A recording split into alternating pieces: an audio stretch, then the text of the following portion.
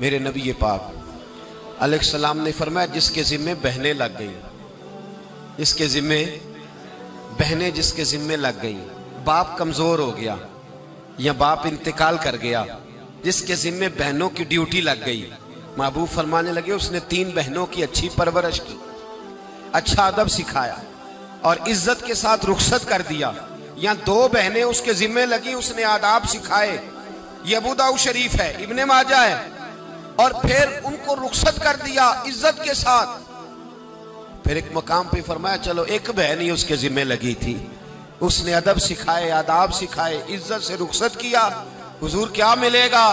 فرمایا باقی نیکیوں والوں کو ثواب ملے گا، جو بہنوں کا بوجھ اٹھائے گا جس طرح میری 2 انگلیاں جڑی ہوئی ہیں اس طرح میرے ساتھ جڑ کے جنت میں داخل ہو جائے گا۔ ابھی اس حق کا تعین کس نے کیا؟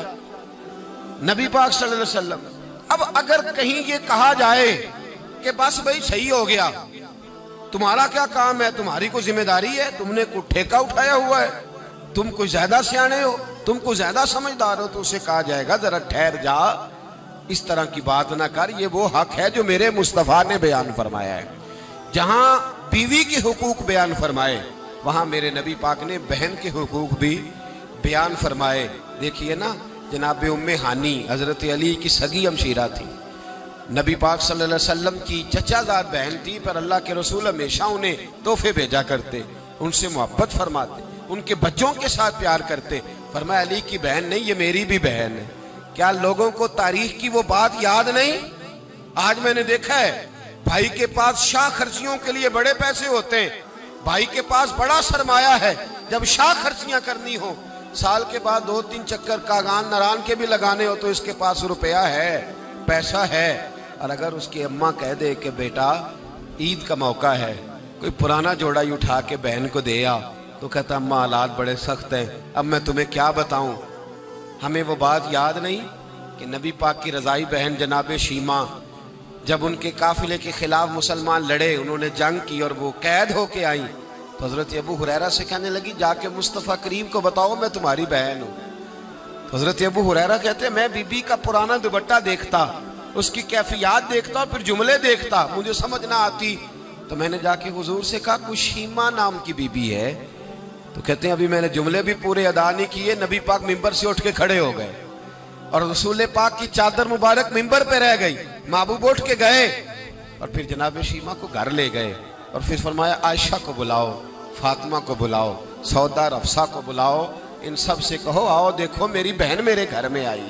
یہ رشتوں کا احساس، یہ رشتوں کی کیفیات، یہ درد، یہ سوز، یہ حضور نے ہمیں تعین کر کے دیا ہے، یہ نبی پاک علیہ السلام نے ہمیں بتا کر کے دیا ہے۔ حضور نے ڈھیروں تحفے دیے اور ایسی آفر کی جس کے لیے امت تڑپتی ہے، ترستی ہے۔ حضور نے فرمایا شیمہ اگر تو پسند کرے تو تیرے لیے مدینے میں مکان نہ بنا دوں، اگر تو کہے تو یہاں تیرے لیے مکان نہ بنا دوں، جہاں 70,000 فرشتے روز سلامی دینے آتے، یہاں تیری پکی رہائش نہ کر دوں؟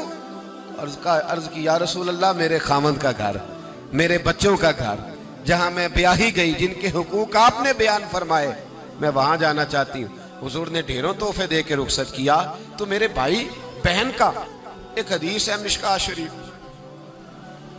مشکات میں حدیث ہے، ایک حضور علیہ السلام کے صحابی تھے جو نبی پاک کی بارگاہ میں بیٹھے رہتے تھے، اس پر شارحین نے بڑا کچھ لکھا ہے، کہتے ہیں وہ علم دین حاصل کرتے تھے یا جہاد میں مصروف رہتے تھے۔ ان کا ایک بھائی تھا تو وہ تجارت کرتا تھا، کاروبار کرتا تھا، یہ مشکات ہے۔ ایک دن آ کے عرض کرنے لگے یا رسول اللہ صلی اللہ علیہ وسلم اسے سمجھائے کوئی کام بھی کرے، آپ کے پاس بیٹھا رہتا ہے، ڈیوٹی ساری میں کرتا ہوں۔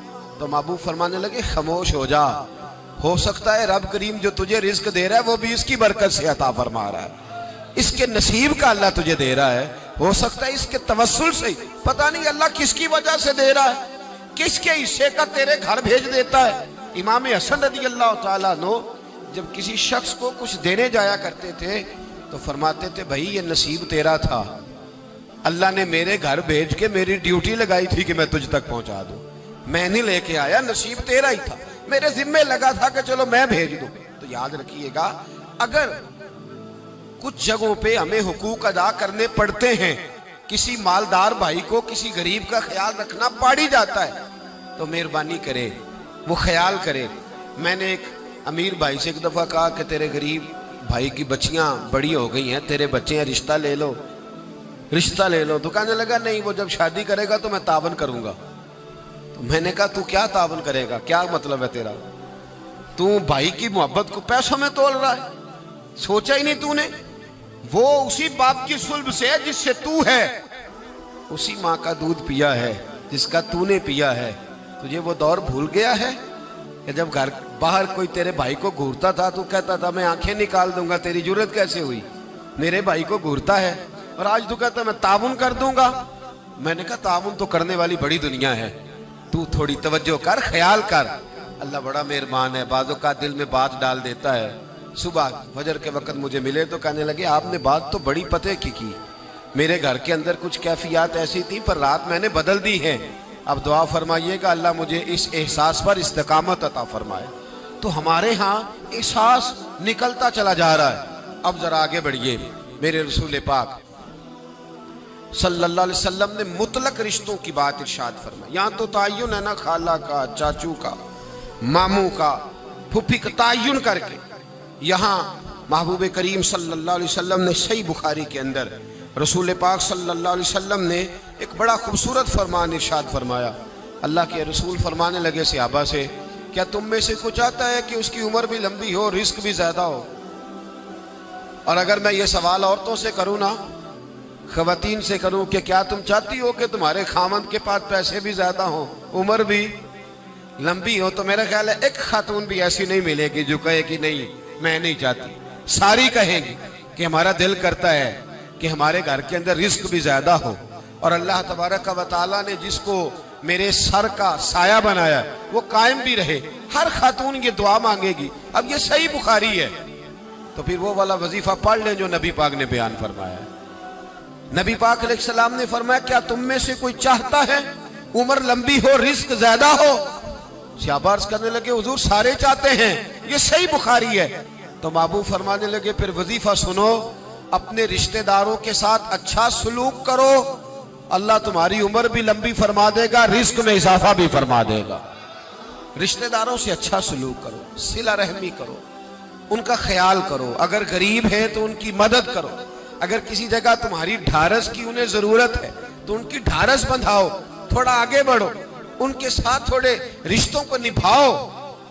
تم تو صرف ایک رشتہ دار کی حوصلہ افزائی کرو گے، بیمار ہوگا تو تیمارداری کرو گے، کسی تکلیف میں جا کے اس کی دلجوئی کرو گے، اللہ تمہیں اس کا انعام یہ دے گا کہ رب تبارک و تعالیٰ تمہارے رزق میں بھی اضافہ فرما دے گا اور تمہاری عمر کو بھی لمبا فرما دے گا۔ اب ہمارے ہاں ہوتا یہ ہے کہ لوگ کہتے ہیں جی میرا رشتہ دار سخت بہت ہے، بڑا سخت ہے۔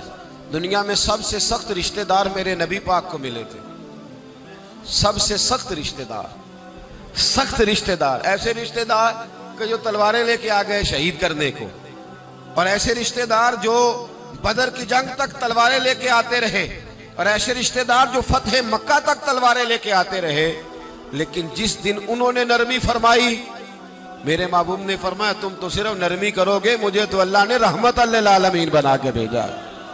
میرے محبوب پاک علیہ السلام نے کرم کے دروازے ہی کھول دی، حضور نے رحمتیں فرما دی۔ ہمارے اندر کی وہ گھٹن اور مزاج کا وہ کمزور پن اور وہ جو ہم اندر سے بزدلی دکھاتے ہیں رشتہ داروں کے معاملے میں، وہ بہت ساری جگہوں پہ ہمارا نقصان کرتی ہے۔ اپنے رشتہ داروں کے ساتھ تھوڑے سے معاملات کو بہتر رکھنا